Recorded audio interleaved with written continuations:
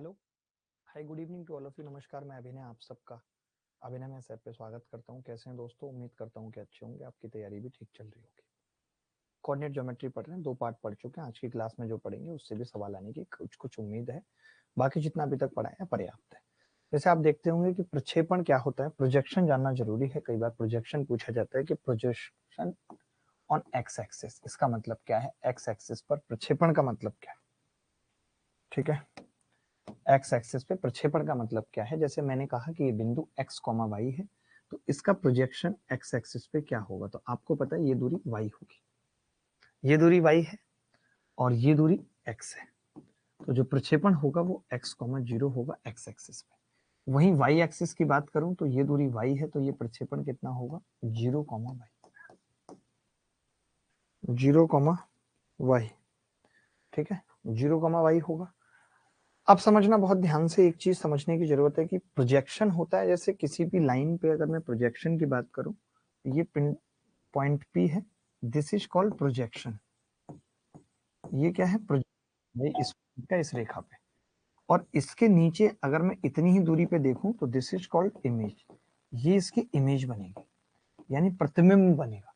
यानी कल को कोई मुझे पूछता कि यार इसका प्रतिबिंब बताओ, तो मैं कहता y दूरी यहाँ पे है और ये y यहाँ पे हो, y।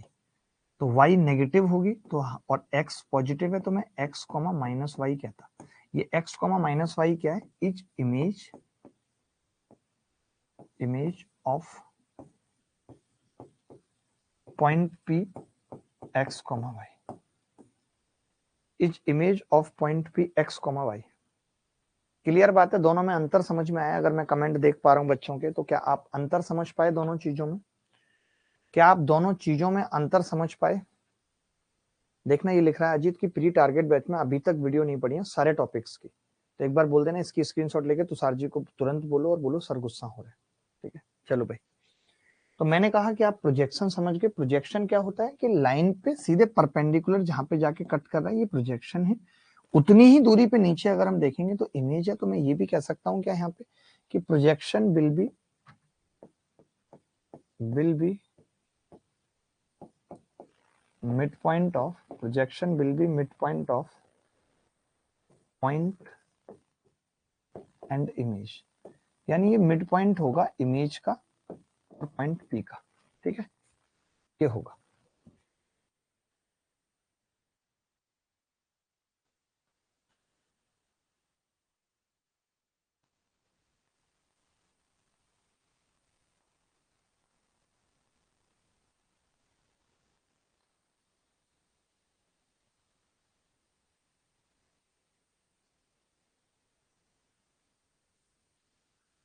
चलिए कुछ एक सवाल करेंगे इस पे हम, छोटे छोटे, और थोड़ी सी चीजें जानेंगे।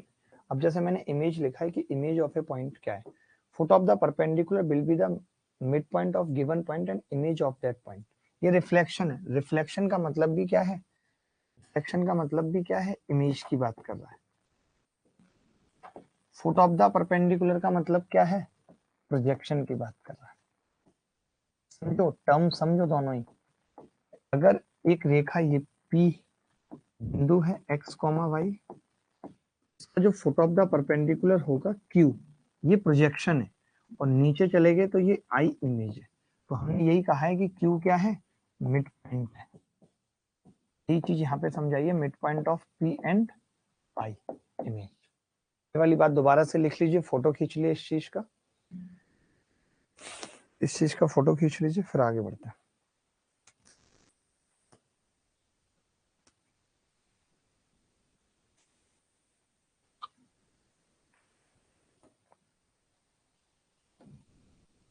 छोटा सा सवाल देखेंगे, जल्दी से उत्तर बताएंगे। कोई भी बच्चा होगा ऐसा जो उत्तर बताएगा।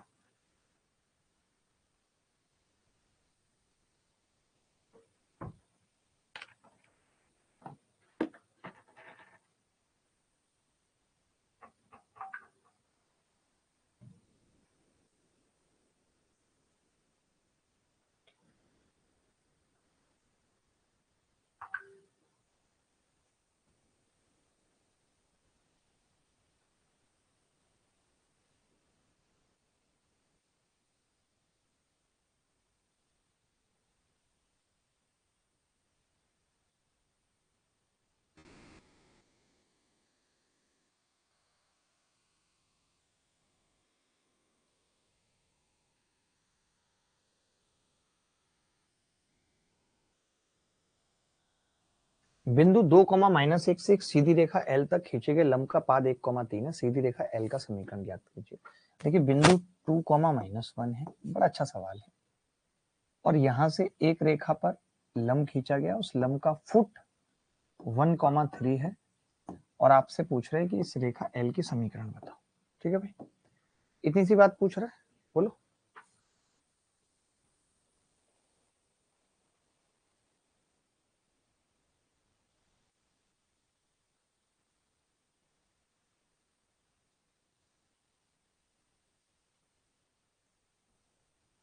क्लास जस्ट अभी शुरू हुई है, ज्यादा वक्त नहीं हुआ है शुरू हुए, 5 बजे शुरू हुई है। मुझे सुबह से ही सर दर्द था, कुछ चीजें ठीक करने में लगा हुआ हूँ।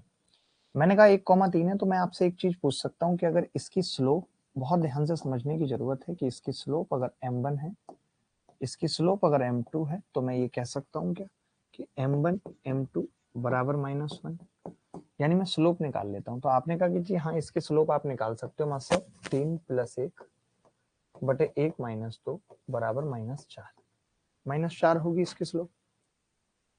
और अगर इसकी स्लोप -4 है, अगर इसकी स्लोप -4 है, तो m2 कितना आ जाएगा यहाँ से, 1/4, 1/4।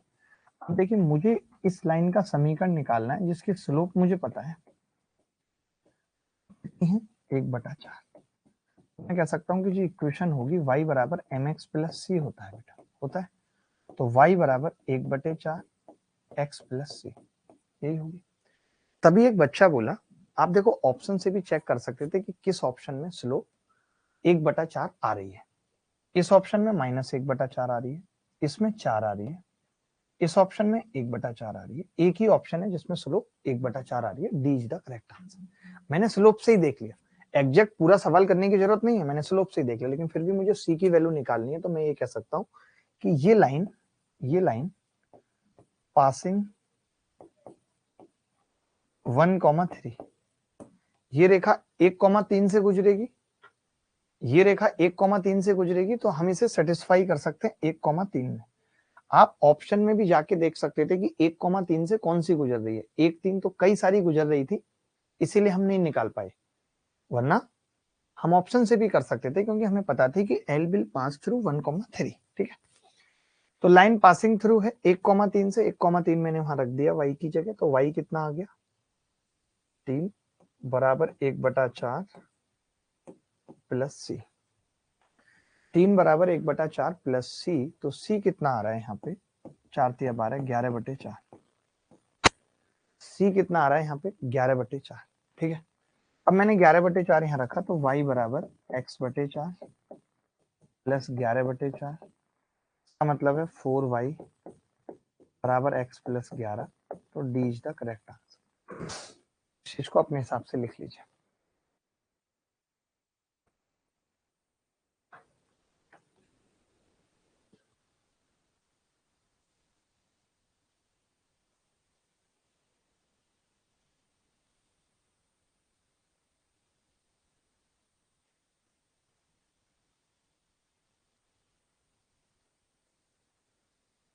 आगे बढ़ते,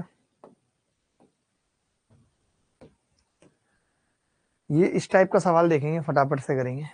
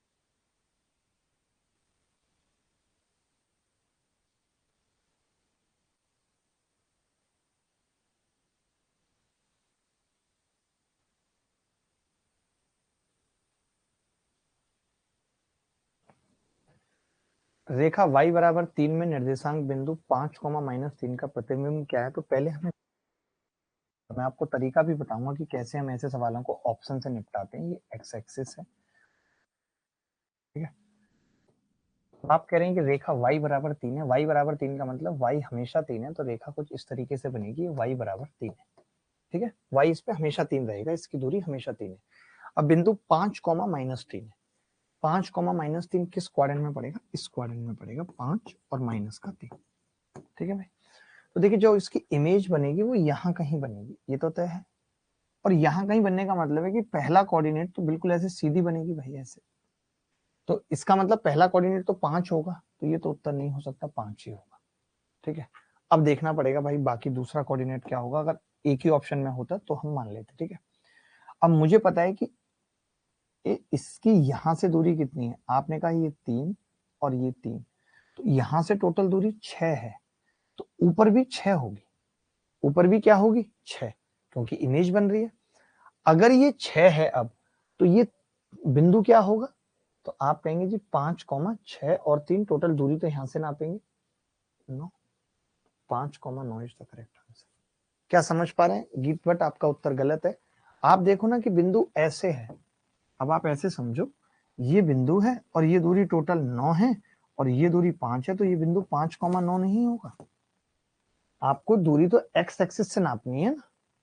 जब किसी बिंदु को हम बताते हैं कि उस बिंदु का भुज क्या है, कोटि क्या है, तब तो एक्स एक्सिस से नापेंगे। बोलो भाई।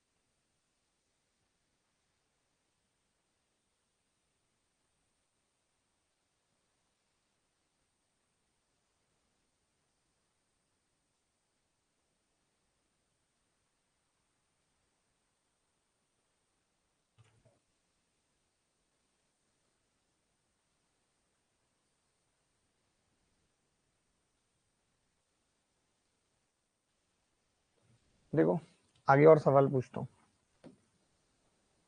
एक सवाल और कर लीजिए, ऐसा 2 सवाल कर लीजिए, इनफैक्ट इमेज पे एक सवाल और करेंगे उसके बाद।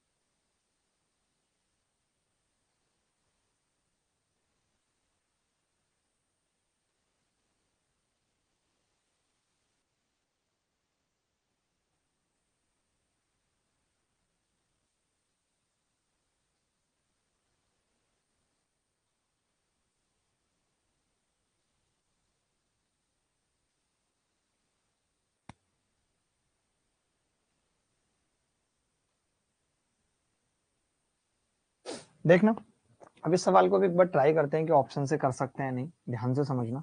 यही मुझे बताना था, इसलिए दूसरा सवाल लिया है कि ये एक्स एक्सिस है, ये वाई एक्सिस है, ये एक्स एक्सिस और ये वाई एक्सिस, और एक्स -4 के बराबर है। एक्स -4 का मतलब यहाँ होगा, क्योंकि तो ये दूरी 4 होगी, ये ओरिजिन है, ठीक है। अब इन्होंने कहा बिंदु -3 बताना, तो -1, 3 यहाँ होगा, क्योंकि ये दूरी 1 होगी और ये 3 होगी यहाँ से यहाँ तक, तो -1, 3 का प्रतिबिंब। अब कहोगे जी प्रतिबिंब यहाँ कहीं होगा, ये वाली 3 तो अब फिक्स होगी, ये ऊपर तो इतनी दूरी है, यहाँ से यहाँ तक की दूरी तो फिक्स है 3, तो 3 होगी, तो ये -3 वाला उत्तर नहीं होगा, ठीक है। एक और चीज समझो, x तो नेगेटिव ही होगा, तो x नेगेटिव होगा तो ये पॉजिटिव वाला उत्तर नहीं होगा, एक ही ऑप्शन होगा। यही चीज सिखा रहा था कि ऐसे सवाल जब आते हैं पेपर में तो हम ऑप्शन से भी कर सकते हैं। मैंने कहा y 3 होगा, तो y 2 ऑप्शन में 3 था, जिनमें नहीं था वो मैंने काट दिया।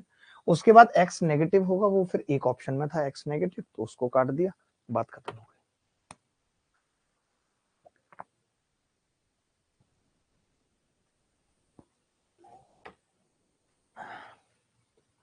बोलो भाई, बोल सकता है कोई कुछ? एनी बॉडी एल्स, कोई भी बॉडी बता सकती है कुछ, कोई भी बॉडी बता दे, चाहे वो डेड बॉडी क्यों ना हो। मैं तो कहता हूँ बॉडी, डेड बॉडी, कुछ भी हो वो। क्राइम मास्टर गोगो कह रहे हैं समझ नहीं आ रहा, गांठें तोड़ दूंगा गोगो, गांठें तोड़ के ना हाथ पे रख दूंगा। गोगो को समझ में नहीं आ रहा है। देखो भाई, दोबारा से बता रहा हूँ, मैं कह रहा हूँ कि ये एक पॉइंट था और आपको पता है, ये एक पॉइंट था और आपको पता है कि इसकी इमेज यहाँ बनेगी, ठीक है। जब इसकी इमेज यहाँ बनेगी तो ये दूरी तो फिक्स है ना, 3 है। ये तो इधर भी 3 होगी, वाई एक्सिस, तो ये 3 होगा। अब मैं कह रहा हूँ कि ये टोटल दूरी 4 थी यहाँ से यहाँ तक, और यहाँ से यहाँ तक 3 होगी, 3। बोलो, क्योंकि ये 1 है तो बची हुई 3, तो इमेज भी और 3 पे बनेगी, तो टोटल कितनी हो गई, 4 इधर और 3 इधर, यानी कि -7। अब आया समझ? 7 कैसे लिए फिर से बताइए। अरे भाई एक बात बताइए, ये बिंदु है, ये दूरी 1 है, ठीक है, ये टोटल 4 है, तो ये बची कितनी, 3। अब जो इमेज बनेगी वो जितनी यहां से है इतनी इधर होगी, 3। तो टोटल दूरी यहां से यहां तक कितनी आ, -7 नहीं होगा। अब आया समझ? भारती कह रहा है ये चैप्टर नहीं आ रहा समझ, कोई बात नहीं, आप छोड़ सकते हो, एक आध सवाल आएगा, जरूरी है वो कब आए।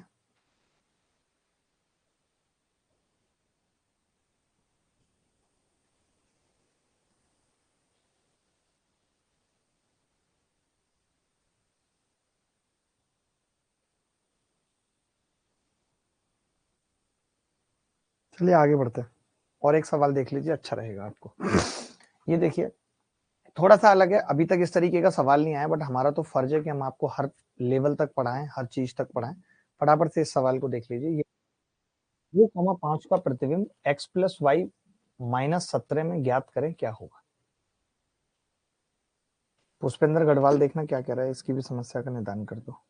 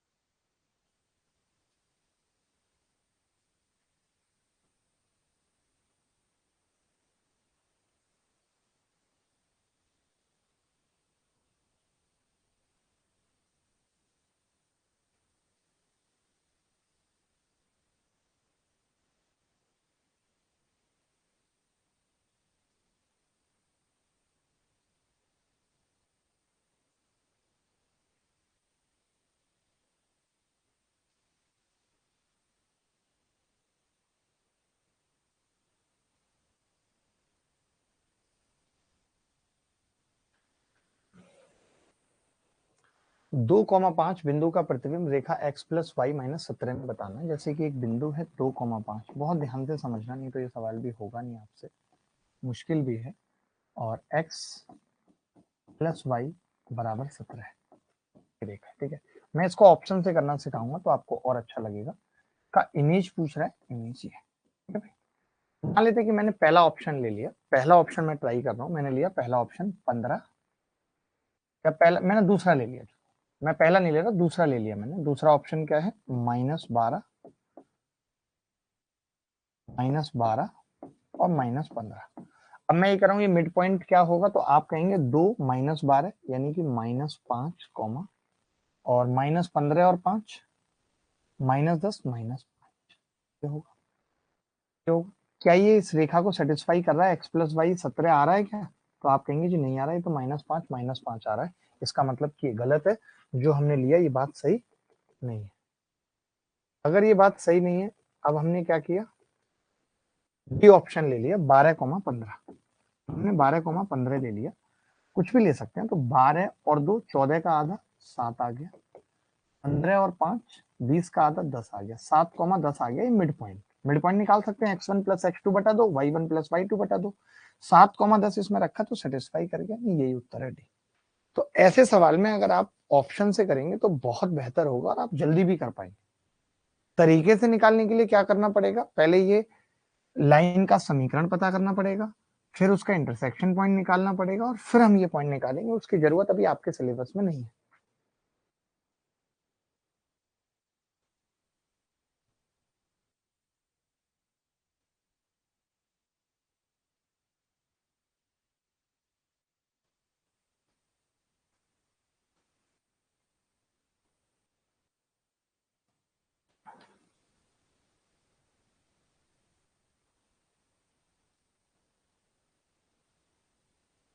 चलिए आगे बढ़ते हैं। ये सवाल एसएससी सीजीएल टीयर 2 में आया था, तो अगर आप ऑप्शन से करेंगे तो आपका भी कॉन्फिडेंस बढ़ेगा कि हमसे टीयर 2 के सवाल हो पा रहे हैं। एसएससी सीजीएल टीयर 2 में ये सवाल आया था, y बराबर 3 में बिंदु 5, -3 का प्रतिबिंब क्या है। इसका मतलब अभी भी सवाल इस चीज पे आ रहे हैं। आप देख लो, आपके सामने है वेटेज, वेटेज आपके सामने है।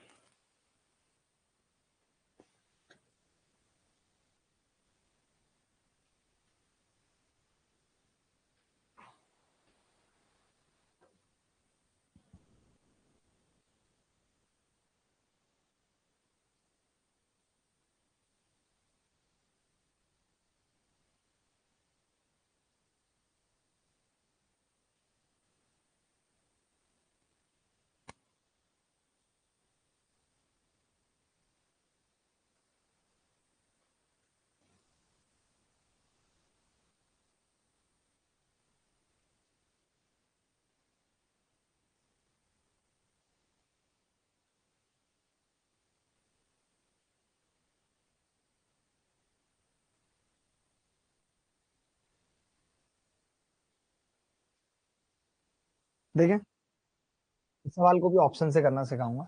ये कर भी चुके हैं शायद ऑप्शन से ना, हम हो चुका ना ये सवाल तो मेरे हिसाब से।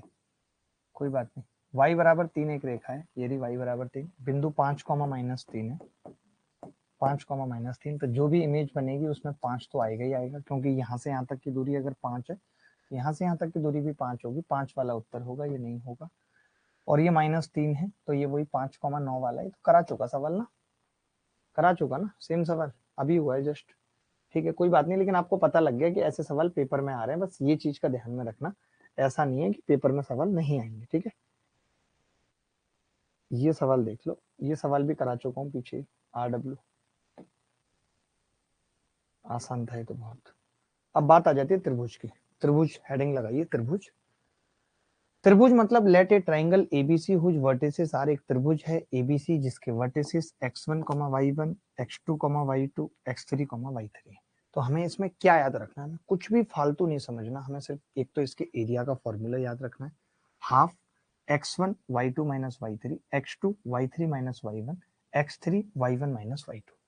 एक चीज तो ये है। दूसरा मैं आपको और बता रहा हूँ, एक और चीज बता रहा हूँ कि इसका एरिया जो है हम ऐसे भी निकालते हैं। इससे क्या फायदा होगा, इससे हम क्वाड्रिलेटरल का भी निकाल पाएंगे। कैसे, एक डिटर्मिनेंट आपको सीखना है। कैसे, x1, y1, x2, y2, x3, y3, और फिर वापस x1, y1। ये आपको रखना है। ठीक है, अब आपको करना क्या है, जब सवाल पूछा जाए तो आपको इन दोनों का अंतर लेते चले जाना है। मैं आपको करना सिखाऊंगा अभी। ये भी एरिया का फॉर्मूला है और ये हर जगह लगेगा, चाहे क्वाड्रिलेटरल का एरिया पूछा जाए चाहे ट्राइंगल का। पहले बट आप इतनी सी बात लिख लीजिए, इसका यूज कैसे होगा ये मैं सिखाऊंगा।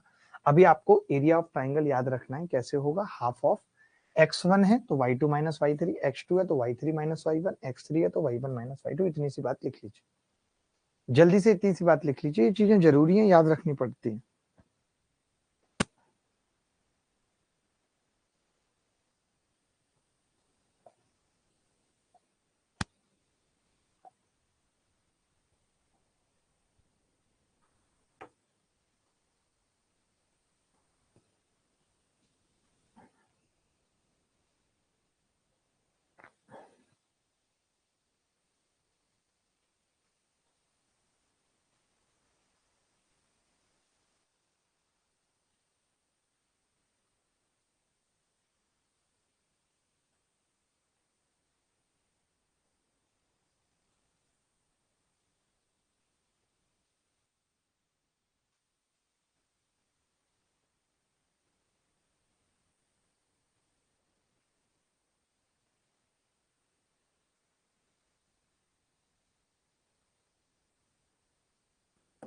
अच्छा, आप कोई अगर मुझे ये कह दे कि ये तीन बिंदु आपस में कोलिनियर है, तो आप मुझे बताओ कि जब तीन बिंदु आपस में कोलिनियर हैं, x1 y1, x2 y2, x3 y3, तो क्या कभी ट्राइंगल बन सकता है? नहीं बन सकता। जब ट्राइंगल नहीं बन सकता तो ट्राइंगल का एरिया जीरो होगा। तो बस हमने एरिया जीरो कर दिया, जो एरिया का फॉर्मूला था x1 y2 minus y3, x2 y3 minus y1, x3 y1 minus y2 को जीरो कर दिया। वैसे मैं इसका एक और तरीका आपको बता देता हूँ कि अगर तीन बिंदु कोलिनियर हैं तो उसकी यही कंडीशन नहीं है, आप ये कंडीशन भी तो लगा सकते हैं कि इन दोनों की स्लोप और इन दोनों की स्लोप आप इक्वल कर दें। यानी एक कंडीशन आप साइड में ये भी लिख सकते हैं, y2 minus y1 slope x2 minus x1 बराबर y3 माइनस y2 बटे x3 माइनस x2 बराबर स्लोप ऑफ लाइन। स्लोप का फॉर्मूला लगा दिया। आपको ये कंडीशन भी रटी हुई होनी चाहिए कि अगर तीन बिंदु कोलिनियर हैं तो हम ये वाला फॉर्मूला, कई बार हमें याद नहीं रहता, तो हम किन्हीं भी दो बिंदुओं से स्लोप निकाल के इक्वेट कर सकते हैं।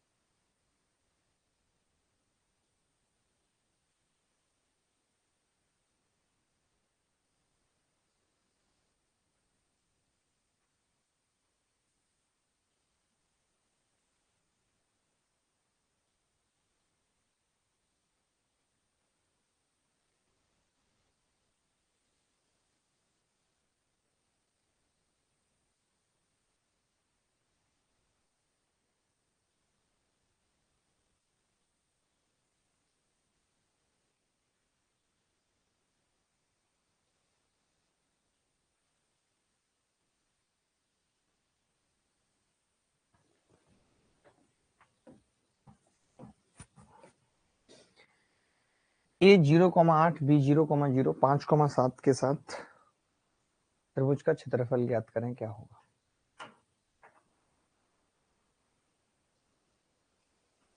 देखो, अब कई बार क्या ना कि बच्चों को लगता है हमेशा फॉर्मूले लगाओ। कई बार जब ऐसे पॉइंट होते हैं तो जरूरी नहीं है कि हम फॉर्मूला लगाएं, हम सेट करके भी निकाल सकते हैं। जैसे आप सेटिंग जानते ही हैं, ए 0,8 है तो ए 0,8 कहाँ होगा? यहाँ होगा 0,8।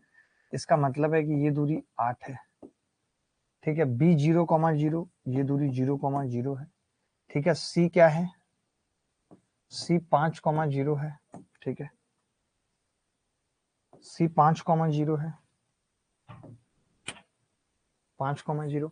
तो अब मैं ये कह सकता हूँ अगर ये 5,0 है तो ये 5, तो ये ट्राइंगल क्या बन गया? राइट एंगल बन गया। इसका एरिया का फॉर्मूला डायरेक्ट लगा सकते हैं, 5 गुणा 8, और इसको हम फॉर्मूले से जल्दी कर पा रहे हैं। आप फॉर्मूले से भी कर सकते थे। फॉर्मूले से कैसे करते, जो मैंने आपको फॉर्मूला सिखाया था कि हम ऐसे करेंगे। देखो, हाफ, और मैंने कहा था बिंदु लिख लेंगे 0,8 0,0 5,0 और 0,8 को रिपीट कर देंगे। यही मेरी आपकी बात हुई थी कि ऐसे लिखेंगे। ठीक है भाई, यही बात हुई थी। अब आप देखो, हाफ तो लिखो ही लिखो आप, उसके बाद 0 में से 0 गया और 8 में से 0 गया, तो पहले ब्रैकेट में तो आ गया जी खाली 0। 0 गुना 0 5,0, ये भी कितना आ गया जी? 0। अब 5 अट्ठे 40 माइनस 0 तो खाली 40। तो आपने देखा 40/2 भी कितना आ गया? 20। ये तरीका भी सबसे सही है। अगर पॉइंट्स अलग अलग दे रखे हैं तो अलग बात है।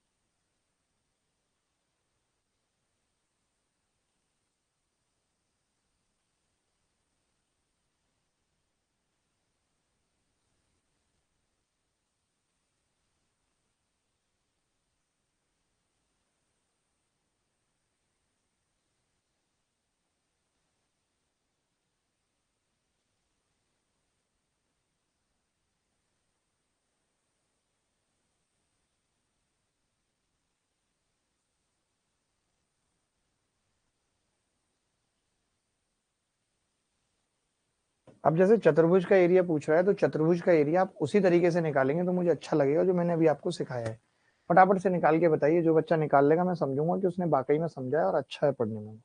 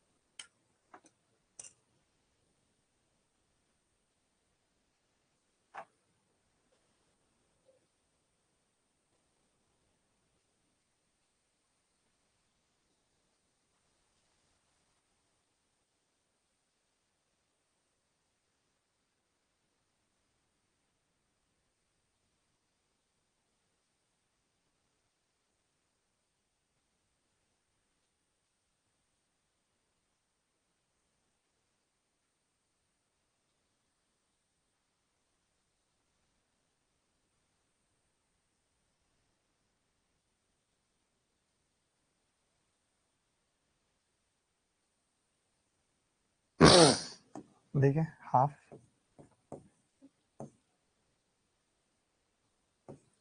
1,1 3,4 5,-2 4,-7 1,1 3,4 5,-2 4,-7 ठीक है। और एक पॉइंट दोबारा लिखेंगे, पहले वाला वापस आएगा ठीक है। तो अब देखना हाफ घटाना है, अंतर नहीं लेना, घटाना है। जैसे इधर की साइड 4 और 4 में से 3 गए तो कितना बचेगा, 1 1 आ गया जी। 3 दूनी 6 यानी कि -6 और 5 चौक 20 -20 यानी कितना हो गया, माइनस का 26 हो गया टोटल।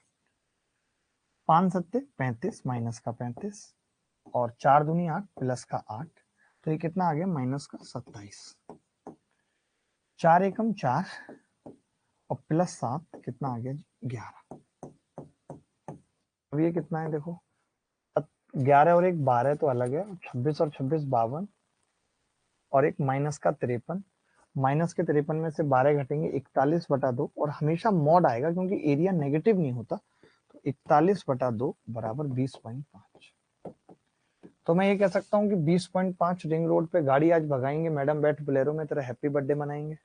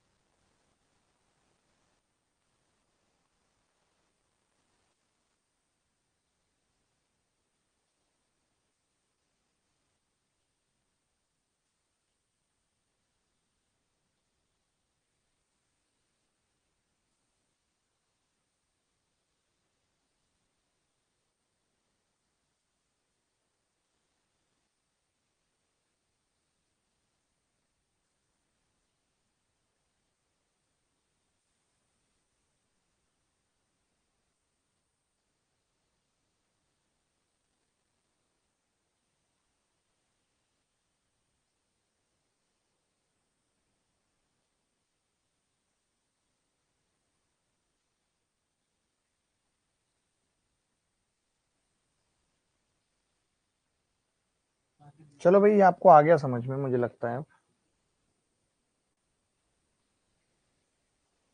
कुछ एक मुश्किल सवाल भी पेपर में आते हैं, एक बार आप देख लेंगे आपको अच्छा लगेगा। जैसे कि ये कुछ एक सवाल मुश्किल आए थे, सीजीएल मेंस 2020 में आया हुआ सवाल है। ये कह रहा है कि 2x प्लस 5y बराबर 12, x प्लस y बराबर 3 और x अक्ष के आलेखों से घिरे त्रिभुज का क्षेत्रफल ज्ञात कीजिए। अब एक तरीका तो ये कि मैं तीनों के बिंदु निकाल लूं, पॉइंट निकाल लूं और फिर वो फॉर्मूला लगा दूं, या फिर मैं चित्र बना के सवाल करूं। तो आप दोनों में से कौन सा पसंद करेंगे, आप बता दीजिए।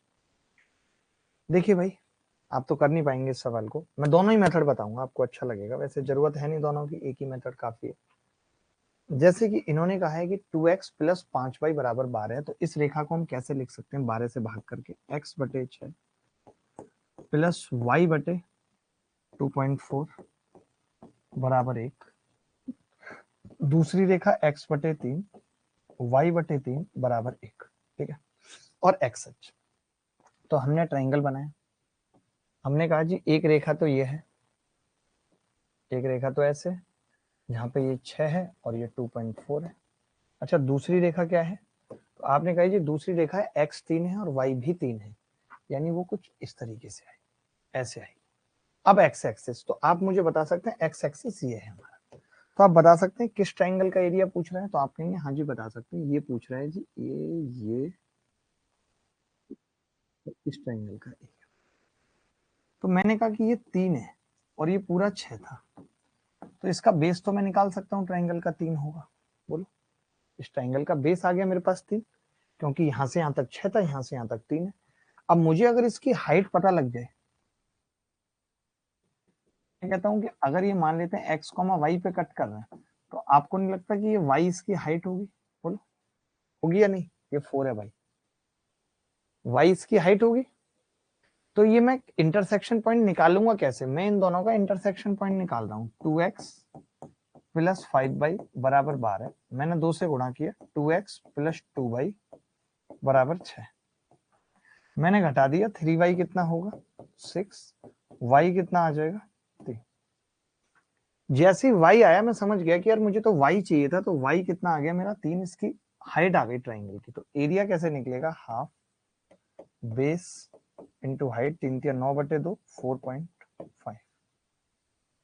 यही उत्तर है। क्या आ रहा था किसी का 4.5? मुझे लगता है हमने गलत किया है, लोगों को गलत है।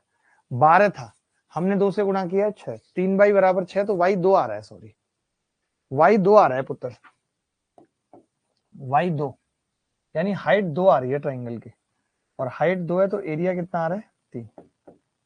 3 उत्तर है। क्लियर है सबको? कर लेंगे ऐसा सवाल कभी आएगा तो, ऐसा सवाल कभी आएगा तो कर लेंगे भाई। एक सवाल होमवर्क में भी लिख के ले जा सकते हैं। सिलेबस और कितने दिन बाकी है भाई, इन बच्चों के थोड़े से जवाब दे देना ऋचा जी।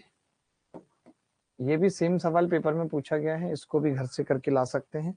ये जो y बराबर 0 है, इसका मतलब ही है x एक्सिस, क्योंकि x एक्सिस की इक्वेशन ही y बराबर 0 होती है। x की इक्वेशन ही y बराबर 0 होती है।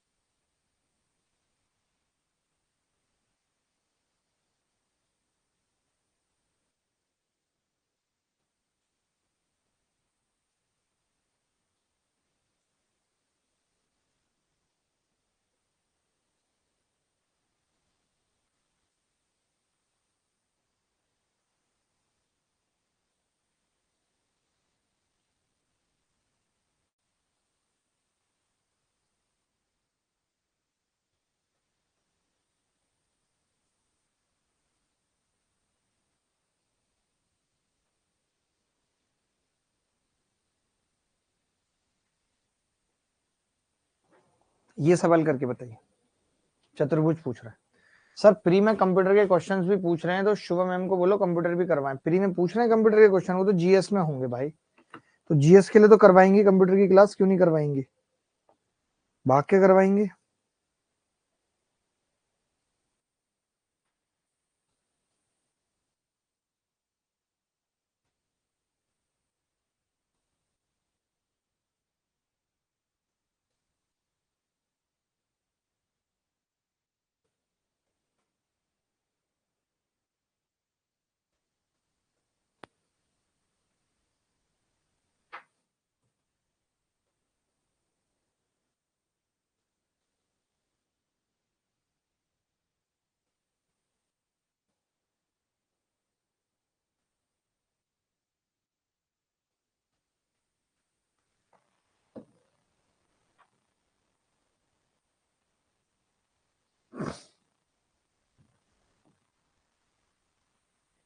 सीधी रेखाओं x बराबर 1, x axis, y axis, negative x axis, negative y axis.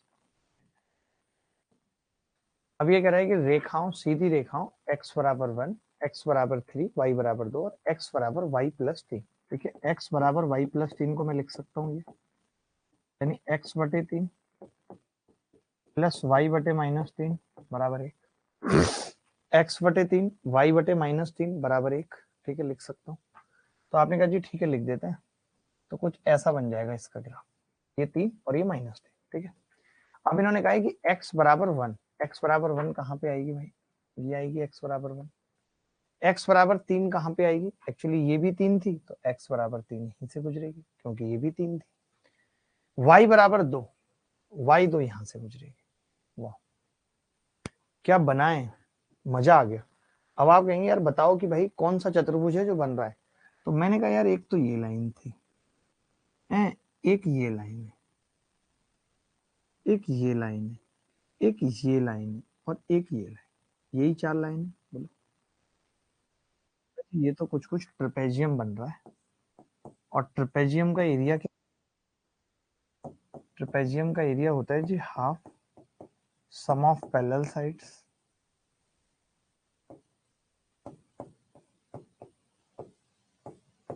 Into distance between them,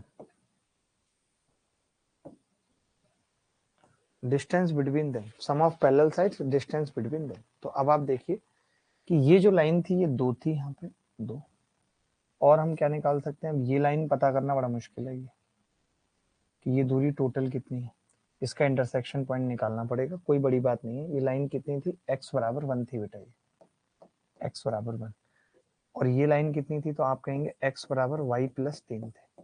ठीक है, तो मैं आपसे खुद पूछ रहा हूँ कि अगर मैं x1 रखता हूँ यहाँ पे y प्लस 3, तो y कितना आ जाएगा, -2 पे कट करेगी, ये -2 पे कट करेगी, यानी ये दूरी 2 होगी, क्योंकि नीचे माइनस पे कट कर रही है, मतलब नीचे 2 होगी।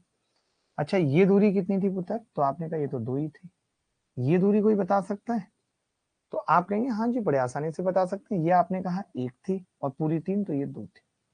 तो मेरे पास सम ऑफ पैरेलल साइड्स आ गया, एक तो ये 4 भुजा और ये 2, यानी कि 6 इंटू इनके बीच की दूरी ये 2, तो 6 दूनी 12 का आधा, 6। अच्छा सवाल था, अच्छा सवाल था, किसी का भी सही उत्तर नहीं आया, कोई भी समझना नहीं चाहता, नई चीज कोई भी नहीं पढ़ना चाहता, सबको लगता है वही पुरानी चीजें पढ़ते रहो, कुछ भी नई प्रैक्टिस नहीं करनी, नया टॉपिक नहीं सीखना। कोई बात नहीं, दोबारा करना।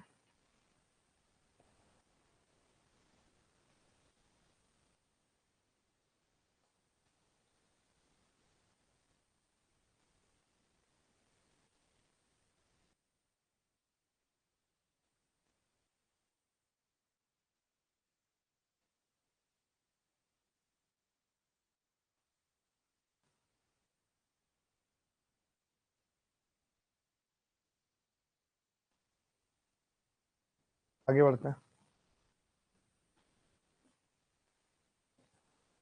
सबसे जरूरी चीज है सेंट्रॉइड ऑफ द ट्राइंगल, त्रिभुज का केंद्रक डायरेक्ट पूछा जाता है, डायरेक्ट पूछा जाता है केंद्रक।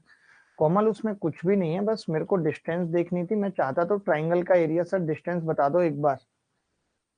कैसे पूछ रहे हैं आप डिस्टेंस, मतलब इंटरसेक्शन पॉइंट निकाल दिया ये देखो ना, ये 2 थी दूरी, ये तो 2 ही है ना, y बराबर 2 रेखा है, ये y बराबर 2 है, तो ये 2।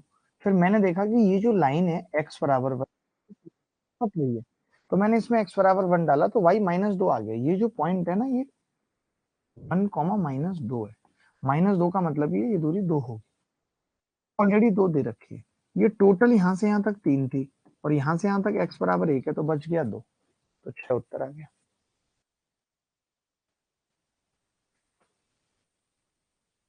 और जबरदस्त शानदार क्वेश्चन है सर। ठीक है, देखो ये बहुत आसानी से, बस एक चीज याद रखनी है बेसिक सी, कि अगर a x1 y1 है, b x2 y2 है, c x3 y3 है, तो हमें सेंटर g क्या होगा, तो g के निर्देशांक लिख लीजिए, g बराबर होगा x1 plus x2 plus x3 बटे 3, y1 plus y2 plus y3 बटे 3, x1 plus x2 plus x3 बटा 3, y1 प्लस y3 बटा 3। बात खत्म, ये g होगा।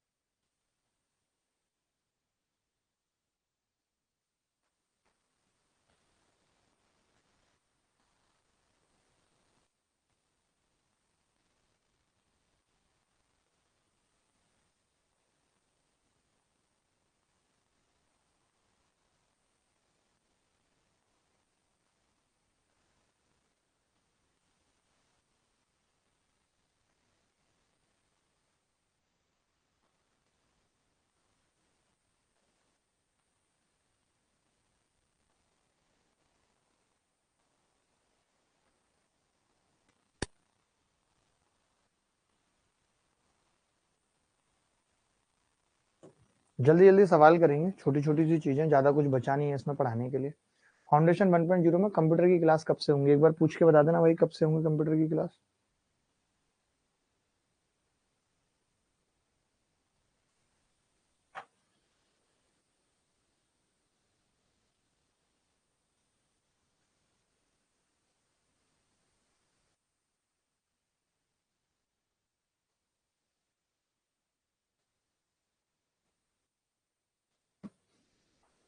एक त्रिभुज के शीर्ष है तो इस त्रिभुज के केंद्रक बताने, बड़ा सिंपल सा सवाल है। केंद्रक में कुछ भी नहीं है, 0 8 और 8 16 बटा 3, 12 और 6 18 बटा 3, ये आ गया जी 16 बटा 3, 3 6 18 6, 16 बटा 3 कॉमा 6।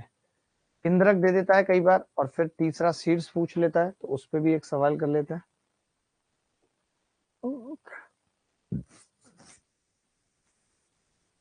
दो सवाल कर लेते हैं इस पे, ये वाला ये देख लो और एक और देख लो इसके बाद। जल्दी से बताओ, 30 सेकंड का ब्रेक ले लो आराम से, जल्दी बताओ।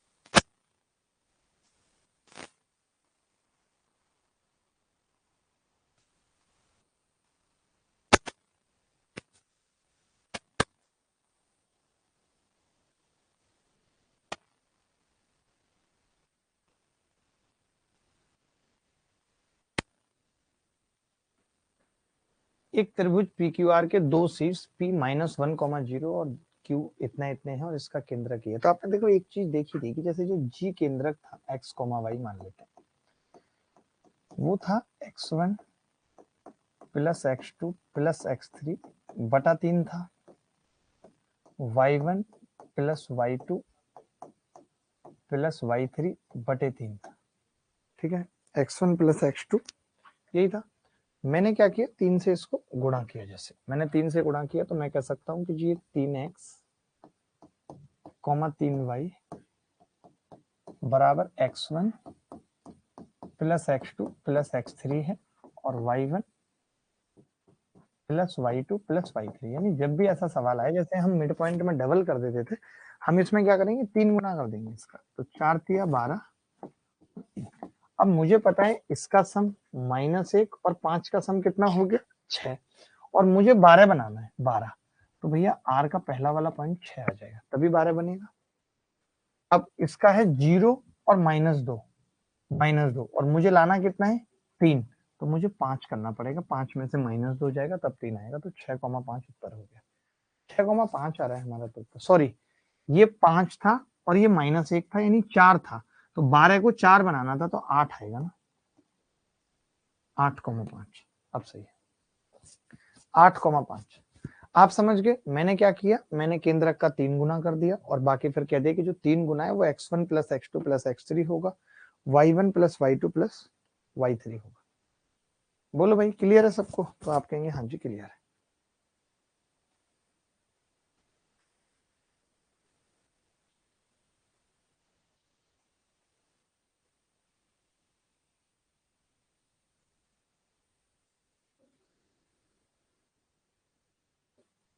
ये सवाल देखेंगे।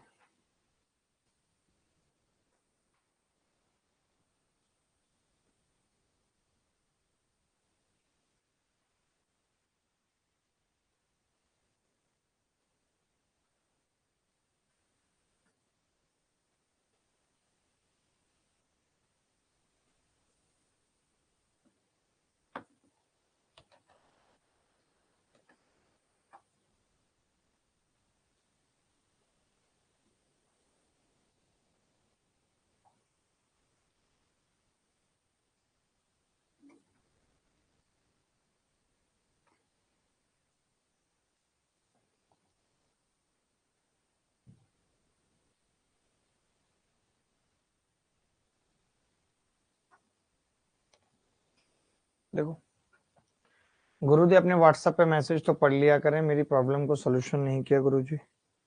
नहीं ऐसा तो नहीं है, पढ़ता हूँ हमेशा मैसेज, कल तक सारे पढ़वाता हूँ। मेरे सारे मैसेज तो देखे हुए हैं ऑलमोस्ट। देख लेना एक बार इनके मैसेज का भी सीन, ठीक है। चलिए, एक बिंदु 4,3 एक त्रिभुज एबीसी का केंद्रक है, जिसके केंद्र ए एक्स कॉमा वाई, इसमें थोड़ी सी ज्योमेट्री लगेगी, बहुत ज्यादा तो नहीं, थोड़ी सी ज्योमेट्री लगेगी। जैसे A x comma y, x comma y, और बी -3,7, -3,7, और सी 9,7, सी 9,7, ठीक है। तो अब इन्होंने हमें केंद्रक दे दिया है जी 4,3, ठीक है भाई। तो मैं ये कह रहा हूँ कि अगर मैं इस ट्राइंगल का एरिया निकाल देता हूँ तो मुझे पता है केंद्रक ट्राइंगल को 3 बराबर एरिया वाले भागों में बांटता है, तो 3 ऑफ बीजीसी का एरिया। तो मेरा फोकस होगा कि मैं बीजीसी का एरिया निकालता हूँ। जो तरीका मैंने सीखा, हाफ 4,3 -3,7 9,7 और 4,3 वापस आ जाएगा। रिपीट करना ऊपर वाले को। अब इन क्रॉस का अंतर निकालना है, तो हाफ 4 सत्ते 28, 3 तिया 9, 28 में से 9 जाएंगे 37 आ जाएगा, ठीक है।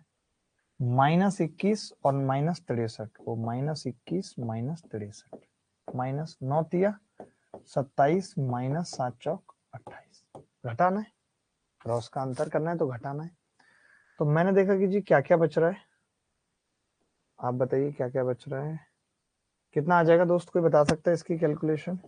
हाफ इंटू 37 में से 21 घटा लो पहले यार, मैं तो कहता हूँ ये आ जाएगा। अभी दिमाग कम काम कर रहा है तो हम कैलकुलेशन मोबाइल से कर रहे हैं। +27 -63 -28 -27 आ रहा है, -27 आ रहा है नहीं, एक बार जोड़ेंगे कितना आ रहा है। एक्चुअली ये है 27 और 27 54, 54 और 11 65, 65 में से 63 गया, 2 बचेगा माइनस का 2, तो 2 30 और 21 51,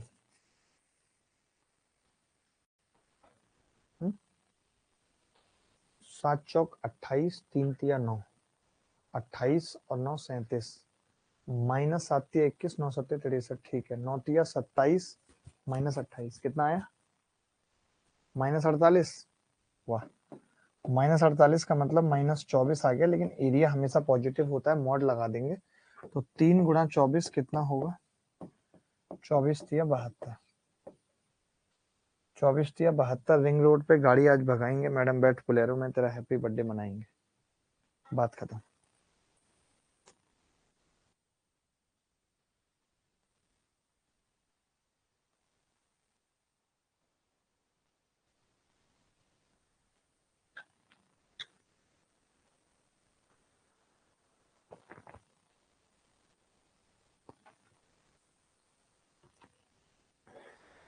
आगे बढ़ते हैं।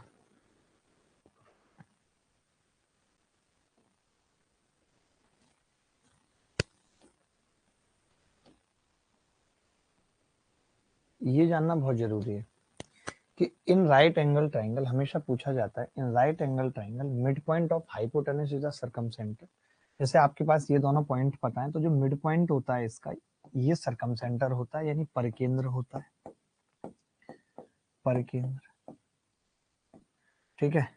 और ये ऑर्थो सेंटर यानी कि लंब केंद्र होता है। तो ये वर्टेक्स है, ये लंब केंद्र होता है। इस पे एक सवाल करेंगे हम, अभी लिख लो आप कि एक राइट एंगल ट्राइंगल में एक समकोण त्रिभुज में कर्ण का मध्य बिंदु सरकम सेंटर होता है और जो वर्टेक्स होता है 90 वाला वो ऑर्थो सेंटर होता है। अब इस पे सवाल किस तरीके का आया है अब तक पेपर में, कैसे पूछा जाएगा, इसकी फोटो खींच।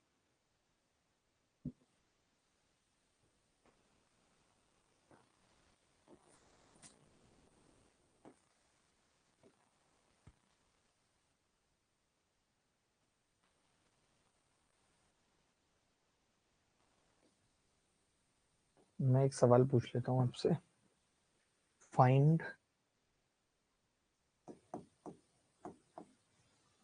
Coordinate of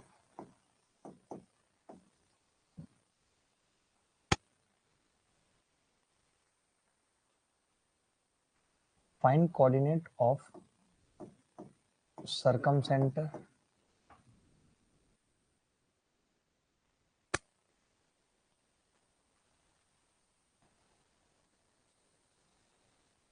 find coordinate of circumcentre of a triangle. Circumcentre के साथ साथ ये भी लिख लो, circumcentre and orthocentre. Coordinate पूछ रहा है, कोऑर्डिनेट बताने, coordinate, find coordinate of circumcentre, circumcentre orthocentre, coordinate लिखा हुआ तो था पीछे, कोऑर्डिनेट तो लिखा हुआ है, of a triangle, of a triangle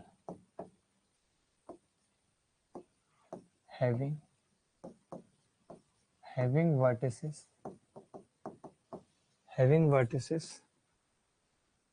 vertices आप लिख लो 2,0,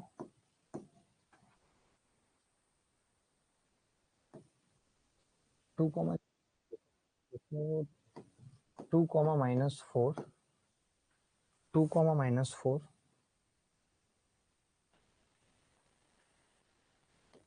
और 6, -4 एंड 2, -8, ये लिख लो बस, ये बता दो। रहने तो मैंने देख लिया, अब तो लिख दिया।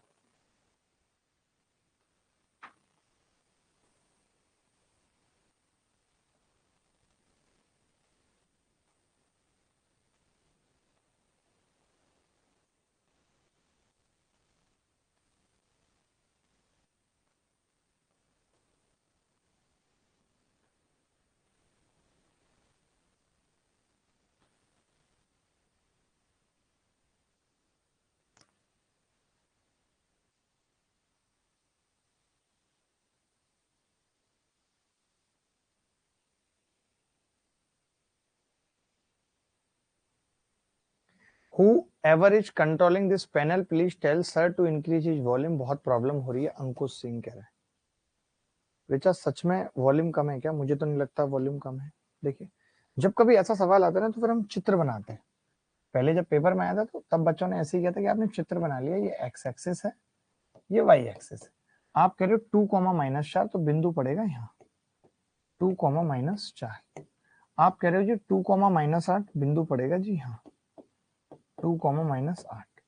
अब आप कह रहे हो कि जी 6, -4 बिंदु पड़ेगा यहाँ। अब इसे देख के कोरिया का बच्चा भी बता सकता है कि जी ये तो एक राइट एंगल ट्राइंगल बन रहा है, क्योंकि एक सीध में। अब अगर राइट एंगल ट्राइंगल बन गया तो ये इसका ऑर्थो सेंटर हो जाएगा। ऑर्थो सेंटर के कोऑर्डिनेट क्या हो जाएंगे? ऑर्थो सेंटर के कोऑर्डिनेट हो जाएंगे 2, -4।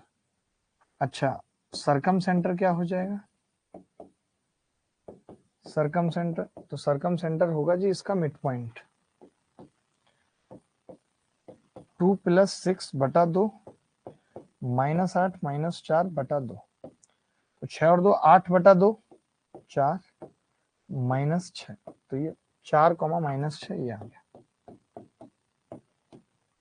4, -6 ये आ गया, बात खत्म।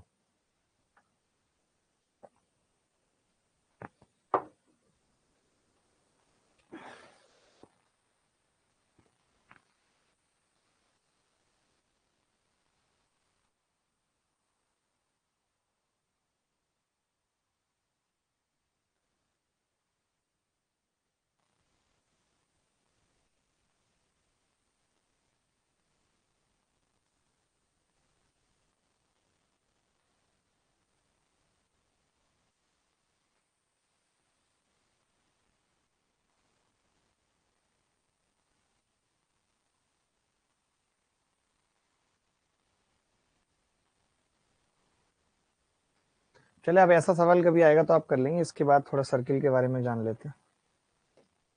वृत्त क्या है? वृत्त पे बहुत छोटी छोटी सी चीजें हैं, ज्यादा कुछ नहीं है, ठीक है। जैसे कि अब ये वृत्त है, इसका सेंटर 0,0 है और ये r है, तो क्या मैं दो बिंदुओं के बीच की दूरी का फॉर्मूला नहीं लगा सकता? मैंने क्या पढ़ा था कि यार x माइनस जीरो का square plus y minus zero का स्क्वायर बराबर r, यही है।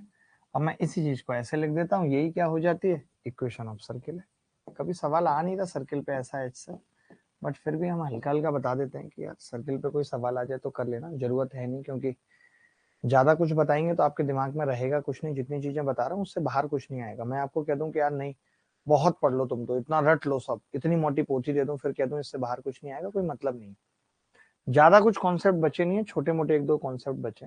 अब जैसे इसका सेंटर अगर एच कॉमा के दे दिया, तब हम क्या करेंगे? आर स्क्वायर बराबर क्या होगा? डिस्टेंस कैसे निकलेगी? एक्स माइनस एच का स्क्वायर वाई माइनस के का स्क्वायर बराबर आर स्क्वायर। कभी आपसे सेंटर दे दे और इक्वेशन पूछ ले सर्किल की रेडियस देके, तो भी निकाल सकते हैं आसानी से। इसके अलावा एक चीज आपको याद रखनी है, वो ये है कि स्टैंडर्ड इक्वेशन ऑफ सर्किल क्या होती है? X square y square 2gx 2fy plus c बराबर 0 है, जहां पे सेंटर होता है minus g minus f, radius होती है g square plus f square minus c. क्यों बताया गया? जैसे कोई सवाल ऐसा दे दे, x square plus y square plus 4x plus 6y plus 8 बराबर 0, कोई ऐसे दे दे। अब आपसे कहे कि इस वृत्त का सेंटर बताओ, तो मैं क्या करूंगा? सेंटर निकालने के लिए मुझे पता है कि ये सेंटर होता है माइनस जी माइनस एफ, तो यहाँ 2g की जगह 4 है, तो g की जगह मतलब 2, 2f की जगह 6, यानी f की जगह 3, तो सेंटर कितना आ गया? -2 -3, ये आ गया सेंटर, यही आ गया। लल्लू यादव कह रहा मजा नहीं आ रहा बेटा, बस अगली क्लास से आएगा, ट्रिग्नोमेट्री चलेगी अलग लेवल पे।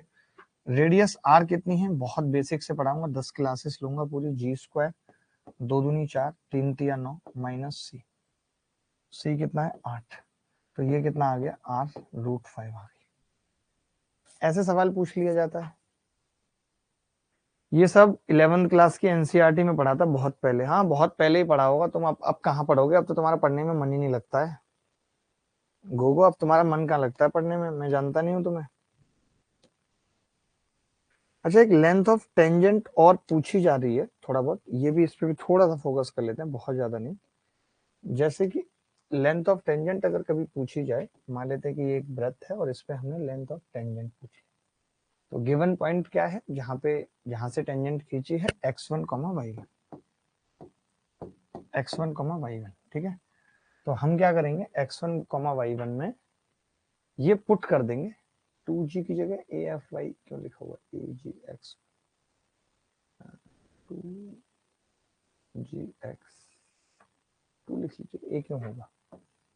जैसे सर्किल की इक्वेशन है, सर्किल की इक्वेशन पे डिपेंड करेगा, x square plus y square plus 2gx plus 2fy plus c बराबर 0, और आपने x1 y1 पे टेंजेंट खींची है, x1 y1 से टेंजेंट खींचिए, तो आप क्या करेंगे? डायरेक्टली इसको इसमें पुट करके अंडर रूट ले लेंगे, लेंथ ऑफ टेंजेंट निकालने का फॉर्मूला है।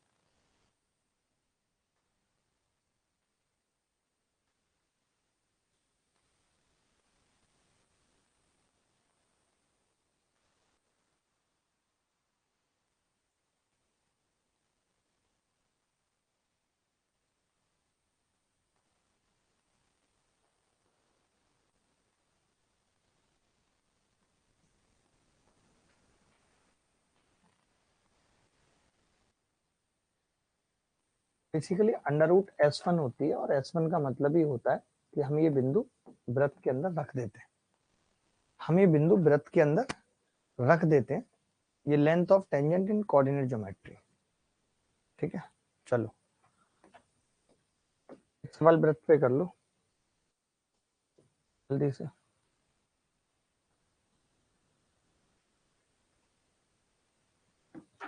रंजन कह रहा सर मेरा फेवरेट था ये।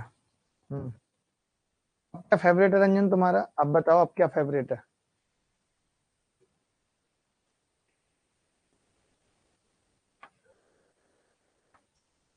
तो ये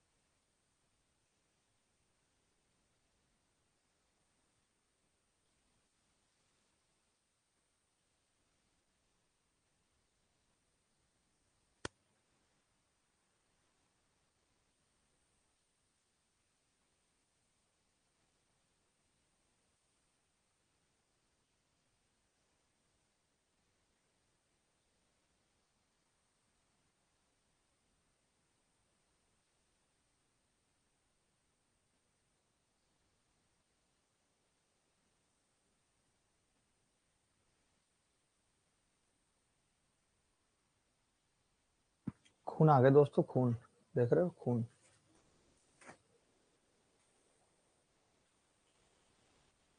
देखो इस सवाल को, एक त्रिज्या 5 इकाई के साथ वृत्त के व्यास का एक छोर है,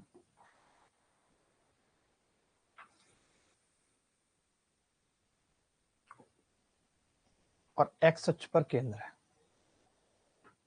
यानी जो केंद्र है वो एक्स अक्ष पे है, ये बात है। तो एक्स अक्ष पे वाई तो 0 होता है, ये होगा नहीं, ये होगा नहीं, क्योंकि वाई 0 होता है। व्यास का एक छोर 4,5 है, व्यास का एक छोर 4,5 है, और त्रिज्या भी 5 है। कमाल की बात है, त्रिज्या भी 5 है। अगर त्रिज्या 5 है तो ये दूरी 5 है भाई, यहां से यहां तक।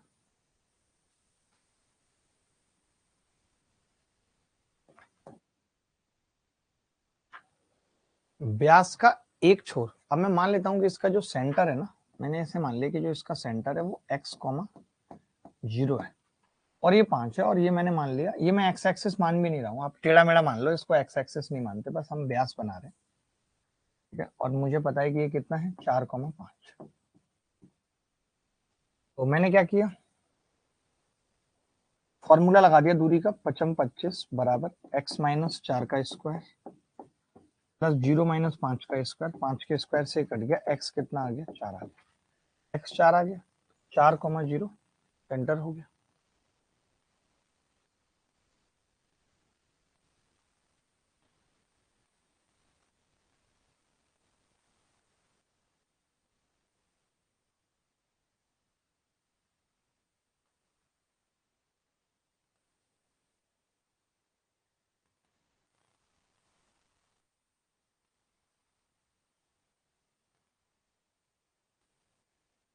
ये एक सवाल एसएससी सीएचएसएल 2020 में आया सर्किल पे, आपको जान करके हैरानी होगी कि जो हम अभी पढ़ रहे हैं ऐसा सवाल सीएचएसएल में पूछा भी गया 2020 में।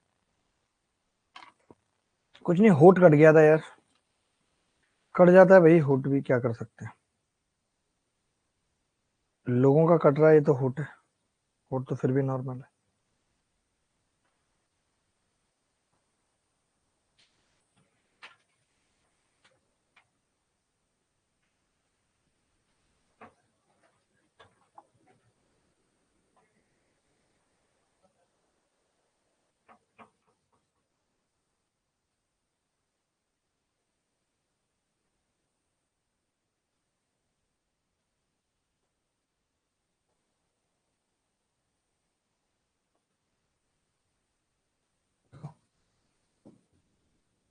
केंद्र 1,2 और त्रिज्या 4 है। आप सबको पता है कि मान लेते हैं कि ये x, y है, ये 1,2 है, और ये 4 है। मैं कह सकता हूँ कि x माइनस 1 का स्क्वायर प्लस y माइनस 2 का स्क्वायर बराबर 4 का स्क्वायर, ठीक है। X square plus y square minus 2x minus 4y, और ये कितना होगा जी, एक का इधर है और 4 इधर है, 16 में से 4 जाएंगे, 12 बचेगा जी, 16 में से 5 जा रहे हैं ना, 11 बचेगा, ये उत्तर है। X square plus y square minus 2x minus 4y बराबर 11, डी उत्तर है। किसी को डाउट है यहाँ तक? सेंटर से ही आंसर आ गया गुरुजी, वो तो मैं समझ गया था कि सेंटर से ही आ गया था, बट मैंने फिर भी समझाना पड़ा आपको।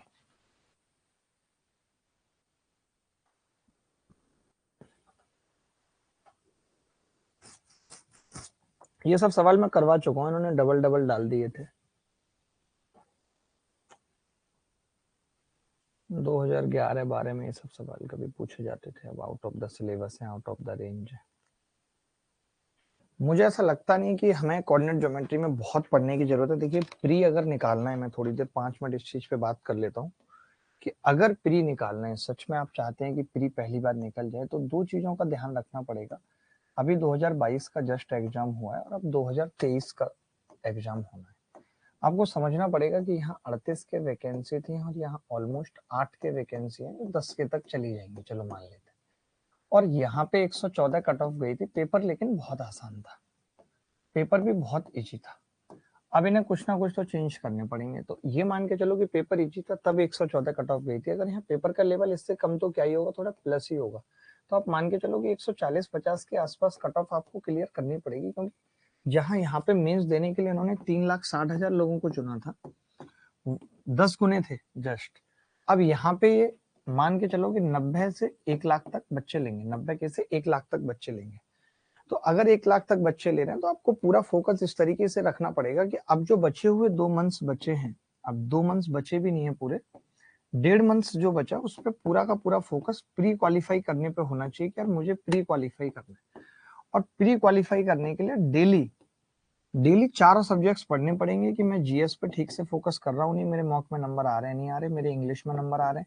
देखिए टीचर जब इंडिविजुअल पढ़ाता है तो वो अपने सब्जेक्ट्स की अहमियत बताता है। मैक्सिमम टीचर जो गणित पढ़ाएगा वो कहेगा गणित के अलावा कुछ नहीं है, जबकि वो सच्चाई नहीं है।